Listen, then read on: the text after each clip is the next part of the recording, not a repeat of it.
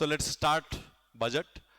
और मैं बजट में वो सब भी दे देता हूं जो आपको प्री के लिए काम आएगा, मेंस के लिए काम आएगा और कल बजट को समझने में भी काम आएगा। देखो ये जो बजट वर्ड है, ये एक वर्ड है बुजेट। बुजेट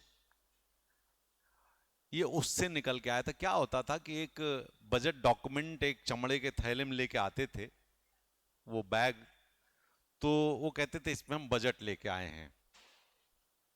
तो ये फ्रेंच वर्ड है जिससे बुजेट से बन गया बजट। समझ गए? ये क्वेश्चन एमपीपीएससी में पूछा गया क्वेश्चन है। मतलब बता दूं मैं कई कई बार क्या क्या चीजें होती हैं। और बेसिकली जितना हमारा प्लान्ड एक्सपेंडिचर और इनकम होता है उसका पूरा लेखा जोखा होता है। और ये कब का होता है? नेक्स्ट ईयर का। जैसे कल जो बजट आएगा 1 फरवरी को 2023 में, आज 31 जनवरी 2023 है ना, तो कल जो बजट 2023 में आएगा वो कब का खर्चा होगा? 2023-24 में जो हमारी इनकम होगी और 2023-24 में जो हमारे एक्सपेंसेस होंगे, हमारी आय और व्यय का लेखा जोखा प्रपोज्ड हम देते हैं। उसमें प्रपोजल है, अभी तो खर्चा तो हुआ नहीं है ना, इनकम हुई है, तो वो जो हमारा प्रपोजल है नेक्स्ट ईयर का, वो बजट में दिया जाता है। अब देखो बजट यदि दिया जा रहा है तो बजट से आप कितनी सारी चीजें देख सकते हो। बजट में कहा गया कि अनुसूचित जातियों के लिए इतना पैसा दिया गया, तो आप देख सकते हो ना पिछले साल कितना दिया, 2 रुपया, इस साल कितना दिया, 2.5 रुपया। बोले बहुत बढ़िया, 25% इंक्रीज। कहोगे कि नहीं कहोगे? आपने कहा एजुकेशन पे पिछले साल 1 रुपया, इस बार 1 रुपया 20 पैसे, बोले 20% इंक्रीज। आप बोलेगे हेल्थ सर्विसेज पे 5 रुपया, इस बार 6 रुपया, बोलेगे 20% इंक्रीज। बोलोगे कि नहीं बोलोगे? आप बोलोगे रोड डेवलपमेंट पर पिछले साल 10 रुपया दिया था, इस बार हम 50 रुपया दे रहे हैं। बोले यार ये तो बहुत बड़ा एक्सपेंसेस दे रहे हैं इस बार, मतलब सड़कें दम दम बनेंगी। कहोगे कि नहीं कहोगे? बोले गरीबी निवारण योजना के लिए इतना, राशन के लिए इतना, शिक्षा के लिए इतना, महिलाओं के लिए इतना, जनजातियों के लिए इतना। तो आपको दिख रहा है ना कि वो कहां कहां पर कितना कितना पैसा खर्च करने वाले। मतलब सोशल इकोनॉमिक डेवलपमेंट दिखेगा, इंफ्रास्ट्रक्चरल डेवलपमेंट दिखेगा, सेक्टोरल डेवलपमेंट दिखेगा। किस सेक्टर में ज्यादा दे रहे हैं? उन्होंने कहा हम एजुकेशन में देंगे तो एजुकेशनल सेक्टर, उन्होंने कहा पावर सेक्टर में तो भले पावर सेक्टर में। और पावर सेक्टर में भी उन्होंने कहा कि भाई देखिए कि हम अपने लिए, हम we want to become responsible for this planet, planet earth is very important for us. तो हम अब जो नॉर्मली हम ट्रेडिशनल पावर जनरेशन यूनिट्स लगाते थे जिसमें फॉसिल फ्यूल लगता था, वो नहीं लगा करके हम सोलर और विंड एनर्जी पे काम करेंगे, नॉन कन्वेंशनल एनर्जी पे काम करेंगे। बोलेगा यार देखो कितना अच्छा है। अब इसका इंपैक्ट क्या दिखेगा?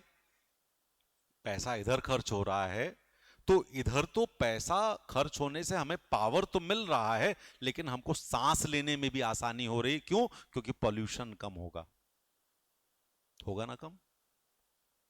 हम कहेंगे कि भाई कारों के लिए इस बार डीजल कारें नहीं बनेंगी, पॉलिसी बन रही है ना, लेकिन हम इलेक्ट्रिक व्हीकल्स के लिए हम कुछ सब्सिडी दे रहे हैं। तो जितनी बड़ी बड़ी कंपनी जो तुरंत आ जाएंगे, बोले यार सब्सिडी मिल रही है, आओ बनाओ जरा इस पे। बनाएंगे कि नहीं बनाएंगे? और साथ ही में कहेंगे कि जो बैटरी बनाई जाएगी उसके लिए भी हम सब्सिडी देंगे, लेकिन वो सब्सिडी तब मिलेगी जब 7 साल बाद आप बैटरी को डिपॉजिट करोगे गवर्नमेंट ऑफ इंडिया के पास। 10 रुपया, 5 रुपया, 20 रुपया, 50 रुपया जो भी मिलेगा वो हम आपको देंगे। क्यों? क्योंकि उसका रिस्पॉन्सिबल डिस्पोजल भी हम करवाएंगे, ताकि आगे चल करके भी किसी भी तरह का एनवायरमेंटल पोल्यूशन ना हो। ये भी बन सकता है ना, बनेगा। हम कहेंगे कि बच्चों के लिए हम बहुत अच्छे अच्छे स्कूल्स बनाएंगे। हम कहेंगे बच्चों के लिए स्कूल बनाने के बाद हम एम्प्लॉयमेंट जनरेशन हम करेंगे, वो हम एजुकेशनल सेक्टर में करने जा रहे हैं। Primary education, secondary education, higher education, professional education, technical education, medical education, अलग अलग क्षेत्र हैं हमारे। तो जब भी आप बजट को देखोगे तो आपको ये देख करके पता लगेगा कि ये क्या कर रहे हैं, डायरेक्शन ऑफ डेवलपमेंट क्या है हमारा। फिर हमने डिफेंस पर कितना खर्च किया। अब डिफेंस पे खर्च करने के हमारे पास कई तरीके हैं। हमने डिफेंस प्रोडक्शन पे खर्च किया या डिफेंस एज आर्मी पर्सनल पे खर्च किया, दोनों में डिफरेंस है। हमने क्या किया कि हमने अपनी आर्मी को भी मजबूत किया और हमने डिफेंस प्रोडक्शन को भी अच्छा किया। हमने उनको state of the art arms, ammunitions, clothings और वेयरेबल्स दे दिए। एक दिन हमने आपको फिनसास पढ़ाया है, पढ़ाया ना फिनसास। क्यों फिनसास पढ़ाया था मैंने? क्यों? क्योंकि वो हमारा काम है, किया ना। हम गंगा की नदी की सफाई पर कितना खर्च करेंगे, हम विभिन्न नदियों पे कितना खर्च करेंगे। Means if we talk about cleansing of the water bodies in India, it means a lot to us. क्यों? क्योंकि उससे एनवायरमेंटल पोल्यूशन कम होगा, वाटर पोल्यूशन कम होगा। वाटर पोल्यूशन कम होगा तो हमारे जो वाटर क्रिएचर्स हैं वो बेहतर होंगे और हमारे पास इनकम भी बढ़ेगी उससे। किसी नदी किनारे जहां पर लोग सवेरे सवेरे आ करके लोटा लेके निकल गए हो, वहां पर जाओ और एकदम साफ साफ देखो वहां पर, तो वहां पे तुम्हें लगेगा यार यहां पर एक अच्छा सा रेस्टोरेंट बना दें। तो आप इन वजहों से आप देखोगे कि मतलब गवर्नमेंट की पॉलिसीज जब बनती हैं, बजट में जो दिखती हैं, उससे प्राइवेट सेक्टर इन्वेस्टमेंट इंड्यूसमेंट होता है। It induces the private sector investment. होगा कि नहीं होगा? And if our budget says something good about the investment ecosystem, it will attract the foreign investment too. इसी बजट में हम देंगे ना कि policy for ease of doing business में हमने ये किया, हमने डीब्यूरोक्रेटाइजेशन किया, हम ब्यूरोक्रेटिक इंटरफेरेंस नहीं करेंगे, हम इजी इनकम टैक्स और डिफरेंट टैक्सेस रिटर्न भरने की तैयारी करवाएंगे। यही होगा ना। तो जब बजट आप देखते हो तो बजट में ये सारी चीजें, social, political, economic, environmental, infrastructural, सारी चीजें एक पेज में हमको दिखाई पड़ने लगती हैं। तो जब बजट आप देखते हो तो बजट में ये तो तरीका हो गया। अब इसलिए बजट में आपको पिछले 3 सालों का भी रिकॉर्ड देखना पड़ेगा कि भाई 2019-20 में क्या हो गया, 20-21 में क्या हो गया, 21-22 में क्या हो गया, 22-23 में क्या हो गया। जरा 23-24 में देख लेते हैं। तो पिछले 3 सालों का भी हम रिकॉर्ड लेकर के बैठते हैं, उसमें दिया जाता है कि पिछले 3 सालों में हमने प्रिस्क्राइब किया क्या था और एक्चुअल क्या हुआ। कुछ मॉडिफिकेशंस भी यदि हुए तो क्या हुए। तो ये बजट का हमारा बेसिक सिस्टम ये है। बोलोगे कि नहीं बोलोगे? यदि कहा जाए कि बालिका शिक्षा पर हम खर्च करेंगे, तो बालिकाओं की शिक्षा पर खर्च हो रहा है, मतलब हमारे यहां जो जेंडर गैप है वो ब्रिज होगा। होगा कि नहीं होगा? यदि हम ये कहेंगे कि will be training the students from class 10th for different vocational courses, इसका मतलब we are planning in next 4-5 years to utilize the demographic dividend of the youth in coming next 5 years. हम अगले 5 सालों में ये जो बच्चे सीख करके आएंगे वो अलग अलग काम करेंगे। हम बड़ा काम करते रहे, स्किल बेस्ड एम्प्लॉयमेंट हम देते रहे, और स्किल बेस्ड एम्प्लॉयमेंट में हम हमेशा यही कहते रहे यार कि हमारे पास जो एम्प्लॉयमेंट मिल रहा है वो बड़ा कम मिल रहा है। हमने कहा नॉन स्किल बेस्ड भी एम्प्लॉयमेंट दो, जो कर सकता उसको वही करा लो। मजदूरी करेगा, करवाओ। दीवार बनाएगा, बनवाओ। कुएं खुदवाएगा, खुदवाओ। मतलब क्या हो गया कि हमने उस एम्प्लॉयमेंट जनरेशन को इंफ्रास्ट्रक्चरल डेवलपमेंट से भी जोड़ दिया। हमने क्या किया? हमने एम्प्लॉयमेंट जनरेशन किया, लेकिन कहां डाल दिया उसको? हमने इंफ्रास्ट्रक्चरल डेवलपमेंट में दे दिया। तो जब भी कभी तुम बजट देखोगे तो ये सारी चीजें तुमको दिखाई पड़नी शुरू हो जाएंगी। अब कई बार आता है कि भाई what is a budget? It is master financial plan of the government. ये master financial plan of the government है ना, इससे बड़ा प्लान तो देता नहीं है। ठीक है, तो हमको पता है हमारे एंटिसिपेटेड रेवेन्यू क्या होंगे, हमारे प्रपोज एक्सपेंडिचर क्या होंगे, ये दे देता है। ठीक है, तो इसको जब बजट के बारे में बात करते हैं तो हमको पता है इसमें हमारी एक्सपेक्टेड रेवेन्यू है, इसमें हमारा प्रपोज एक्सपेंडिचर है। हम अब थोड़ा सा एक अलग ढंग से जा रहे हैं, उसको समझ लेना। देखो, बजट बनने की प्रक्रिया बहुत पहले शुरू हो जाती है। जो कल बजट बन रहा वो एक रात में तैयार नहीं हुआ है, वो अगस्त सितंबर से कार्यक्रम शुरू हो जाता है और फिर एक दिन बनता हलवा। जिस दिन हलवा बनता उसके बाद से जितने लोग बजट बनाने वाले लोग अंदर रहते हैं वो बाहर नहीं जाते, ना घर जाते हैं, वो वहीं रहते हैं। अभी एक दिन आपने फोटो देखी होगी, वित्त मंत्री हमारी हलवा बना रही थी, वो हलवा सेरेमनी, उसके बाद कोई बाहर नहीं निकलता है। क्यों? क्योंकि बजट कॉन्फिडेंशियल डॉक्यूमेंट भी है, कोई दूसरा उसका फायदा उठा सकता है। तो एक एक लेटर सबको भेज दिया जाता है सारे मिनिस्ट्रीज में, और मिनिस्ट्री अपने डिपार्टमेंट्स को, डिपार्टमेंट अपने ऑफिसेस को, और वो गांव तक पहुंचता लेटर। वो एक फॉर्म होता है कि भैया तुमको कितनी जरूरत है पैसे की। तो हर एक डिपार्टमेंट अपना अपना बताता है, हमको इतनी जरूरत, हमको इतनी जरूरत, हमको इतनी जरूरत है। तो जो मिनिस्टर है वो उनको रख लेता अपने पास, भाई हमको इतनी जरूरत है। क्या कहता है? हमको इतनी जरूरत है। ये कल के लिए तुम्हें समझने की जरूरत नहीं, लेकिन आज समझना चाहिए तुमको, हमको इतनी जरूरत है। तो हर एक डिपार्टमेंटल हेड ने फिर फाइनेंस मिनिस्टर को दिया, साहब हमारे मिनिस्ट्री को, हमारे डिपार्टमेंट को इतना पैसा चाहिए होगा, ये काम करना है। अब वो वित्त मंत्री के पास पहुंचा। वित्त मंत्री कहते हैं यार इतना पैसा कैसे दे देंगे हम?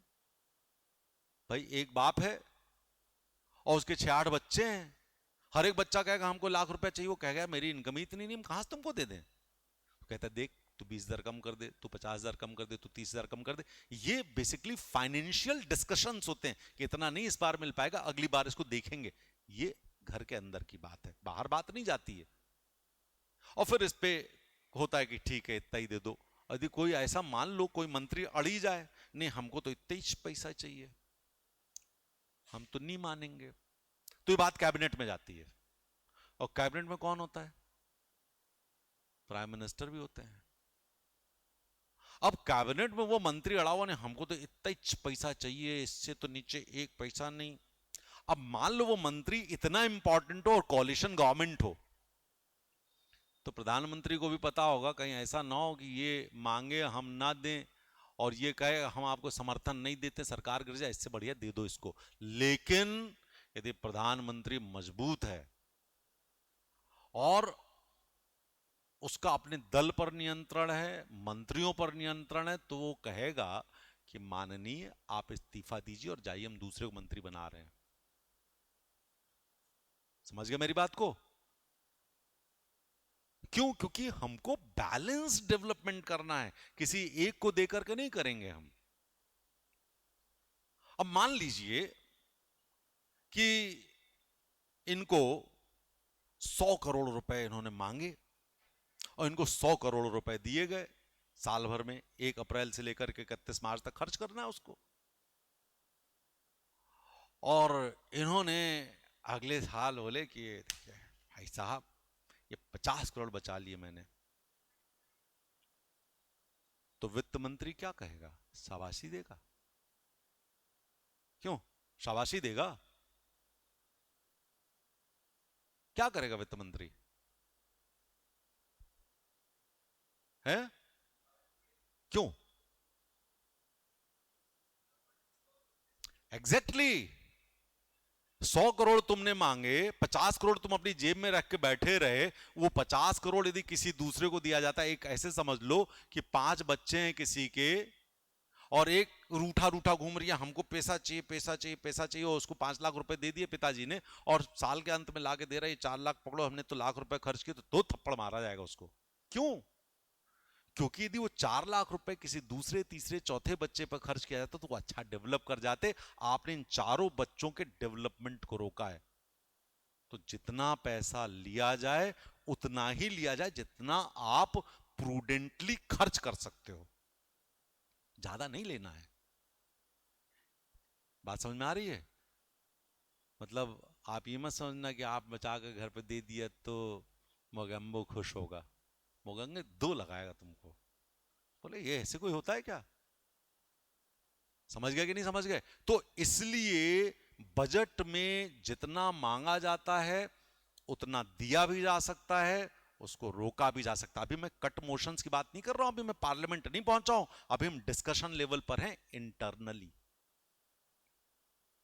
और फिर सारे मिनिस्ट्रीज डिपार्टमेंट्स का जोड़ा जाता है, बोले इतना पैसा इन्होंने बजट दिया खर्चा करने का, इतना एस्टिमेटेड एक्सपेंडिचर है। तो फिर वो अपने दोनों बेटों को बुलाते हैं जो कमाऊ पूत हैं। और दो कमाऊ पूत कौन कौन से हैं? एक है डायरेक्ट टैक्सेस वाला और एक है इनडायरेक्ट टैक्सेस वाला। Board of direct taxes, board of indirect taxes. इनके हेड को बुलाते हैं, बोले आओ भैया, आओ भैया बैठो इधर। बोले तुम अगले साल कितना पैसा दोगे? यदि यही रेट ऑफ टैक्सेशन हो तो, क्या कह रहे हैं? यदि यही रेट ऑफ टैक्सेशन हो तो तुम कितने पैसे हमको दोगे? बोले इतने पैसे हम देंगे। इसने कहा इतने पैसे हम देंगे, दोनों को जोड़ा, बोले ये टोटल इनकम, एक्सपेक्टेड इनकम है। अब बोले यार इसमें तो खर्चा ज्यादा है, इनकम कम है,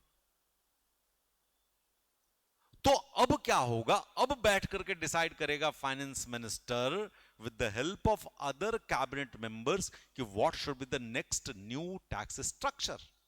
कि नया टैक्स स्ट्रक्चर क्या बनाया जाए? ये किसी ब्यूरोक्रेट को नहीं बताया जाता कि टैक्स स्ट्रक्चर क्या होगा, किस पे टैक्स लगाया जाए तो जनता भी नाराज नहीं होगी, पैसा भी आ जाएगा।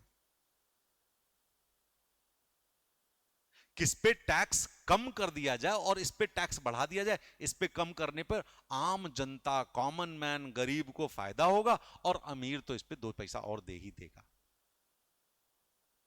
बोले बढ़ा पैसा दारू पे, लगाओ टैक्स पे, लगाओ टैक्स सिगरेट पे, लगाओ टैक्स बड़ी बड़ी कारों पे, लगाओ टैक्स। कहां पर लगाओ? बोले यार चलो लगाओ टिकट पे टैक्स, जो एयर फेयर का टिकट है उस पर लगाओ टैक्स। देगा ना आदमी? जो हवाई जहाज से चल रहा हो टैक्स देगा? देगा कि नहीं देगा? ठीक है, कॉमन मैन पे टैक्स नहीं लगना चाहिए ज्यादा, लेकिन ये टैक्स ऐसा भी ना हो कि हमारे यहां पर जो इंडस्ट्रियलिस्ट है वो कहेगा यार इतना टैक्स दे रहे हैं, इससे अच्छा तो हम किसी दूसरे में देश में जाकर के काम करना शुरू कर दे तो हमको फायदा होगा। तो it should not lead to flight of the capital from our nation to any international destination. Flight of capital नहीं होना चाहिए। हमारे देश की पूंजी हमारे देश में काम करे, किसी दूसरे देश में जाके करेगी तो क्या होगा? अभी हम इतने डेवलप तो नहीं हो गए कि हमारा पैसा यहां तक बम्पर भरा हुआ है कि हम जाके बाहर लगा देंगे। Got my point? फोन नहीं आया यार। ठीक है, तो ये यहां पर फिर बजट का अपना एक टैक्स प्रपोजल जाता है। ठीक है, अब इसमें जब हम बात करते हैं तो हम इस पे बात नहीं करने जा रहे क्योंकि आपको इंपॉर्टेंस बतानी नहीं है। अब देखो इसमें बहुत सारी चीजें होती हैं जो वर्ड्स आते हैं। एक होता है रेवेन्यू रिसिट, एक होता है कैपिटल रिसिट, एक होता है रेवेन्यू एक्सपेंडिचर, एक होता है कैपिटल एक्सपेंडिचर। दोनों का अंतर 1 सेकंड में हम समझा देंगे, 1 सेकंड में समझा देंगे। और इस लाइन को अपने दिमाग में रख लोगे तो यूपीएससी का एग्जाम सिर्फ इसी को घुमा फिरा के कहता है और बच्चे उसको कायदे से समझ नहीं पाते हैं, नहीं समझ पाते। What is revenue receipt? What is revenue receipt? हमको, हाँ यस टेल मी। हाँ, जितना पैसा आ रहा है। तो कैपिटल रिसिट क्या होगी? वो भी तो आ रहा है, वो भी तो आ रहा है, कैपिटल रिसिट भी तो आ रही है। नीरज, एक लाइन में बच्चों को समझाना है इस बात को। रेवेन्यू रिसिट का मतलब होता है whatever is coming to us shall not lead to any liability to repay. मतलब जो पैसा आ रहा है वो अपना है, हमें किसी को लौटाना उठाना नहीं है, वो हमारा रेवेन्यू रिसिट है। समझ गए कि नहीं समझ गए? और जो कैपिटल रिसिट है, यदि वो हमारे पास आ रही तो कुछ ना कुछ हमारा बिका है,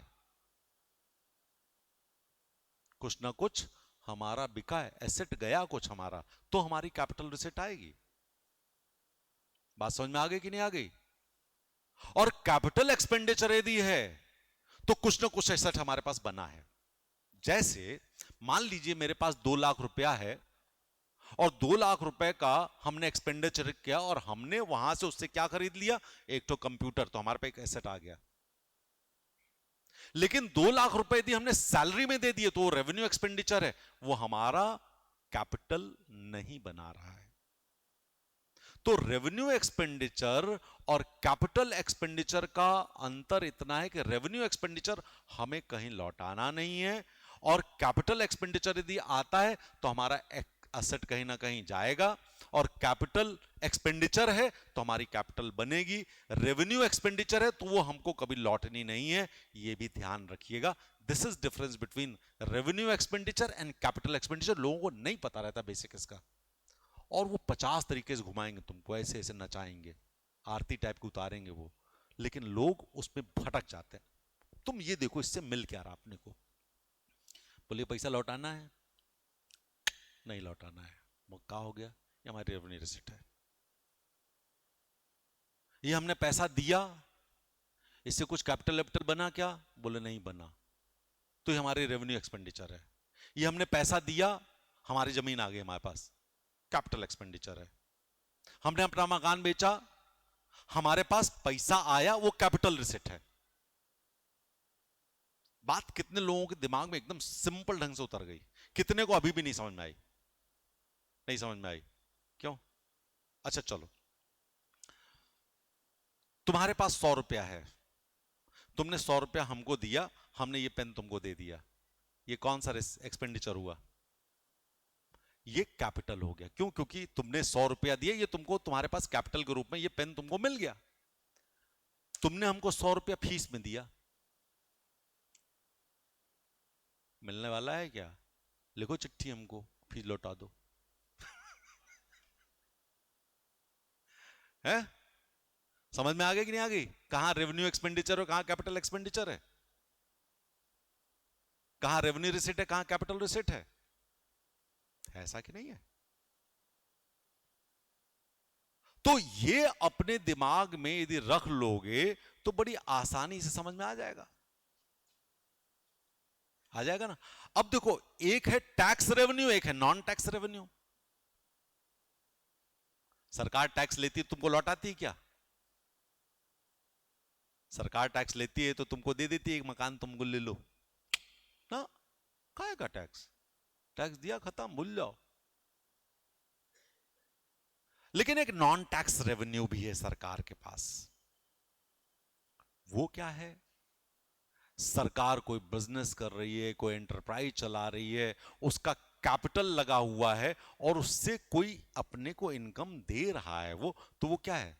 उसको लौटाना तो है नहीं, तो वो नॉन टैक्स रेवेन्यू है। ये फी भी हो सकती है, एक टैक्स होता है, एक फी होती है कि नहीं होती है? आप सड़क पे चल रहे हो, बोले टोल टैक्स, लेकिन यदि टोल फी हो तो नॉन टैक्स रेवेन्यू है। बात समझ में आ रही कि नहीं आ रही है?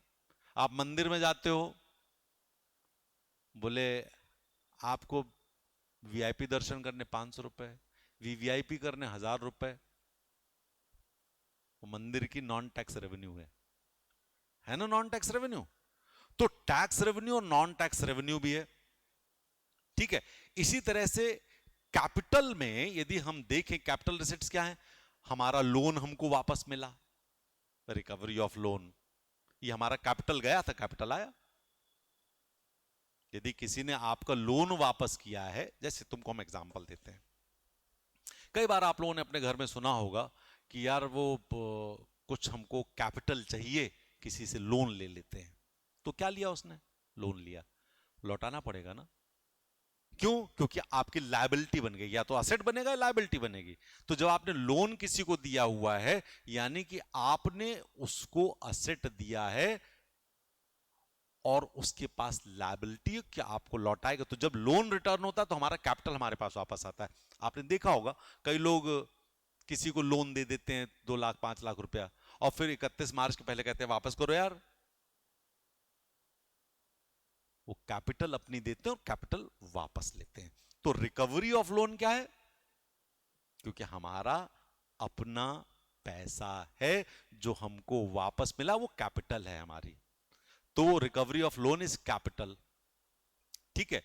अब इसके अलावा बोरोइंग्स हम लेते हैं, वो भी कैपिटल होती है। अदर लायबिलिटीज होती हैं, वो भी कैपिटल पर होती हैं। तो समझ गया कि नहीं समझ गया? अब हम कहां कहां पर रेवेन्यू रिसिट्स लेते हैं, आप जरा देखें। तो टैक्स रेवेन्यू है, सुनते जाओ, लिखने की जरूरत नहीं पड़ेगी मुझे लगता है, लेकिन फिर भी लिख लोगे तो तुम्हारे लिए अच्छा है। एक टैक्स रेवेन्यू है, समझ में आ गया। नॉन टैक्स रेवेन्यू है, समझ में आ गया। ठीक है। कैपिटल रिसिट्स हैं, रिकवरी ऑफ लोन है, ये सब हमारे रिसिट्स आ रहे हैं। इसमें रेवेन्यू भी है, कैपिटल भी है ना। अदर रिसिट्स हैं, बोरोइंग्स हैं। तो टोटल रिसिट्स इसको बोलते हैं। टोटल रिसिट्स में क्या होगा? Revenue receipts plus capital receipts. इसी तरह से रेवेन्यू एक्सपेंडिचर और टोटल एक्सपेंडिचर भी अपने को पता है। ठीक है। अब एक आता है फिस्कल डेफिसिट। क्या आता है? Fiscal deficit. हम आपको बता दें एक बात और, लगभग 25-30 साल पहले ये चेंज हुई है व्यवस्था। पहले हमारे बजट में बजटरी डेफिसिट आता था। क्या आता था? Budgetary deficit. और सरकारें कहती थी देखिए हमारा बजटरी डेफिसिट 0 है। कैसे? उन्होंने कहा 100 रुपया हमारे पास आया,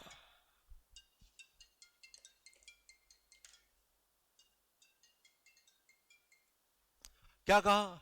100 रुपए हमारी इनकम है, 50 रुपए हमने लोन ले लिया, टोटल रिसिट हो गई 150 रुपए।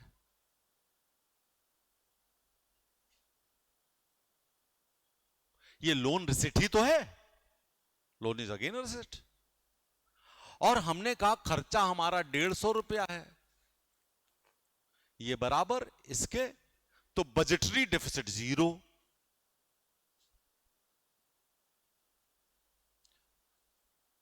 आम आदमी क्या सोचे, क्या बढ़िया यार बना है। लेकिन आप देखो 50% तो लोन है हमारे टोटल उसका इनकम का। बात समझ में आ रही है? तो फिर बात कही गई कि भाई साहब आप फिस्कल डेफिसिट दिखाना शुरू करो। फिस्कल डेफिसिट भी दिखाया जाता था, लेकिन लोग उस पर बहुत कम ध्यान देते थे। मॉनेटरी डेफिसिट भी होता है, फिस्कल डेफिसिट भी होता है। अब ये फिस्कल डेफिसिट क्या होता है, याद रखिएगा। फिस्कल डेफिसिट का मतलब इनकम होता है। इनकम का मतलब जो हमारे पास आ रहा है, जो हमारा है, चाहे वो कैपिटल हो चाहे रेवेन्यू हो। ठीक है। तो total income minus total expenses is equal to fiscal deficit. ये फिस्कल डेफिसिट है। बात समझ में आ गई? यही है फिस्कल डेफिसिट, बड़े सरल ढंग से। तो ये फिस्कल डेफिसिट यदि रहेगा तो फिर सरकार कैसे काम करेगी? तो फिस्कल डेफिसिट बराबर लोन टेकन, यही लोन होता है, यही लोन होता है। अब ये लोन लेना अच्छा है या बुरा है? सरकार लोन लेती है तो अच्छा है या बुरा है? अब ये अगला क्वेश्चन आता है। तो मैं हमेशा कहता हूं औकातानुसार लोन लेना बहुत अच्छा है, लेकिन औकात के बाहर लोन लेना नुकसानदेह है। औकातानुसार लोन लेना अच्छा है, but if you're exceeding your repayment limits and you're falling in debt trap, so you have a future which may be instable and precarious for national security and economic stability. Always remember these lines, precarious nature हो जाएगा। मेरे पास 100 रुपया है और हम कोई काम कर रहे हैं, उससे हमको 10% का प्रॉफिट होता है, हमने किसी दूसरे से कुछ पैसा लिया, उससे हमको 10% का प्रॉफिट हुआ, हमने उसको वो पैसा भी लौटाया और उस पर हमने ब्याज भी दे दिया, चलेगा। लेकिन हमारी औकात है 100 रुपए लोन लेने की, ताकि हम उसको लौटा पाएंगे, ब्याज सहित लौटाना है। याद रखिएगा, पूरी दुनिया में कभी भी बिना ब्याज के पैसा नहीं मिलता है, अनटिल अनलेस कोई दान दे रहा हो आपको। यदि लोन है तो ब्याज है, ऑलवेज। हमेशा ध्यान रखना, किसी भी लोन में इंटरेस्ट कंपोनेंट होता है, भले ही वो कितना कम हो। तो यदि हमने 100 रुपए का औकात है, हमने कहा देख 100 रुपए के 200 रुपए बना लेता हूं मैं साल भर में, तो पता है इतना बढ़िया काम करता हूं, 100% प्रॉफिट, और ले लिया हमने 1 करोड़ रुपए का लोन। हम लगाते हैं पान की दुकान, 1 करोड़ रुपया 1 करोड़ 10 लाख हुआ, और 1 करोड़ का ब्याज हमको 20 लाख देना, हम तो बर्बाद हो गए, घर और बिक गया। तो लोन जब लिया जाता है तो लोन कैसा होना चाहिए? उतना होना चाहिए जितना कि हम करें। लेकिन लोन होने से क्या फायदा होता है कि लोन से हम डेवलपमेंटल फंक्शंस करते हैं, लेकिन उतना ही जितना हमको जरूरत है, जिसको हम डेवलप कर सकें, उसके प्रॉफिट हमारे इंटरेस्ट से ज्यादा हो। इसीलिए एफआरबीएम आया था ना, fiscal responsibility and budgetary management act. भाई फिस्कल रिस्पांसिबिलिटी होनी चाहिए। हम कहते हैं कि हम भाई फिस्कल रिस्पांसिबिलिटी को कम करेंगे, जो एफआरबीएम है उसमें कहा फिस्कल डेफिसिट को कम करेंगे, लेकिन कभी नहीं लिखा होगा पूरी दुनिया की किसी किताब में कि फिस्कल डेफिसिट को जीरो करेंगे। कर ही नहीं सकते आप, क्यों कर देंगे तो आप डेवलपमेंट नहीं करेंगे। ध्यान रखिएगा, यदि इनकम और एक्सपेंडिचर बराबर हो जाए तो नया टैक्स किस बात का? बात समझ में आ रही कि नहीं आ रही है? तो हमें इस इनकम एक्सपेंडिचर पे बहुत काम करना और इस फिस्कल डेफिसिट को अपने दिमाग में रख लेना, ठीक है। अब जब हमने बात की तो पहले एक plan expenditure, non plan expenditure आता था, आज वो नहीं है, क्योंकि प्लानिंग कमीशन जब बनवाता था तो जो प्लानिंग कमीशन के हिसाब से खर्चा होता था उसको प्लान एक्सपेंडिचर बोलते थे, जो नॉन प्लान होता तो नॉन प्लान होता था। तो अब जरा देखिए कि जब हम रिसिट्स की बात करते हैं तो हमने कहा tax revenue, non tax revenue, ये हो गया हमारा रेवेन्यू रिसिट, ठीक है। और यदि टैक्सेस की बात करें तो हमें टैक्सेस के नाम बताने की जरूरत तो है नहीं। डायरेक्ट टैक्सेस है, इनडायरेक्ट टैक्सेस है। डायरेक्ट टैक्सेस जिस पे लगता है उसी को जमा करना है सरकार को। इनडायरेक्ट टैक्स लगता किसी पे है, जमा किसी दूसरे के माध्यम से होता है। जैसे आप कोई सामान खरीदते हो, उसमें लिखा रहता है taxes extra, inclusive of all the taxes, तो आपने उसको 100 रुपया दिया, वो उसका काम है कि वो जाके जमा करे टैक्स गवर्नमेंट को, ये इनडायरेक्ट टैक्स है। लेकिन इनकम टैक्स होता है तो क्या करते हो आप?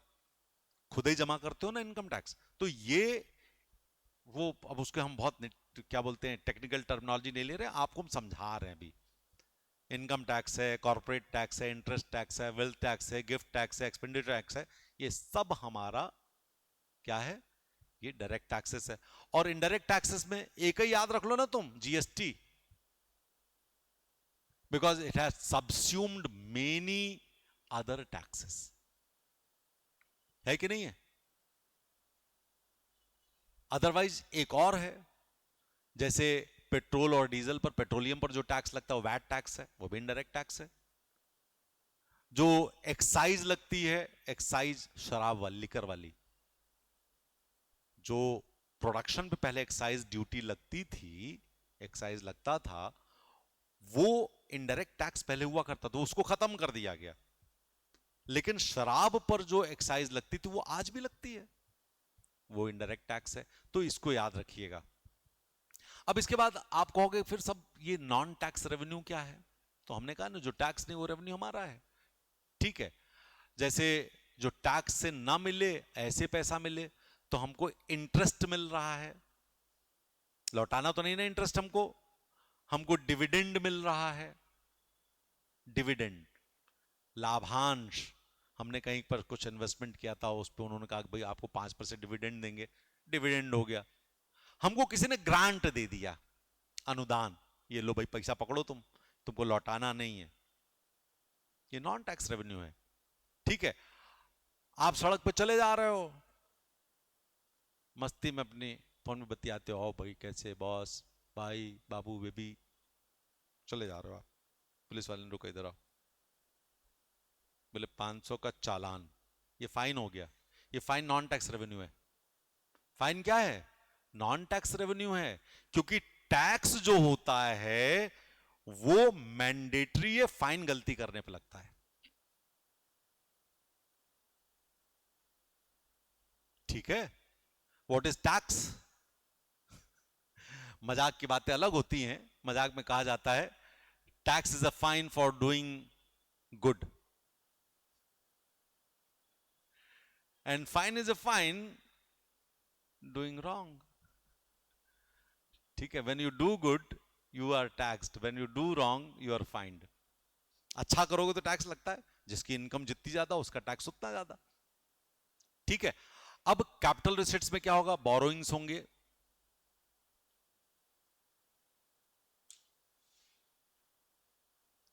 और यदि बोरोइंग्स होंगे तो इससे लायबिलिटी बनेगी। रिकवरी ऑफ लोन्स होंगे, जो हमने दिया था वो वापस आएगा। ठीक है, रीसेल ऑफ शेयर्स हो गया, हमने पब्लिक, बहुत सारा पब्लिक सेक्टर अंडरटेकिंग्स होती है जिसको पीएसयूज बोलते हैं, उन पीएसयूज को हम उसके शेयर बेच देते हैं, पूरा ही बेच देते हैं, उसका पैसा हमारे पास आया, ये भी हमारी कैपिटल रिसीट है, क्योंकि हमारी असेट गई तो हमारे पास पैसा आया। ये क्या हो गया? जो हमारे पास असेट थी उसको लिक्विडेट करके हमने पैसा ले लिया, कैपिटल रिसीट हो गई। ठीक है, क्लियर? तो इसी तरह से रेवेन्यू एक्सपेंडिचर और कैपिटल एक्सपेंडिचर, अब समझ में आ गया? मुझे बताने की जरूरत तो नहीं है इसमें। ठीक है,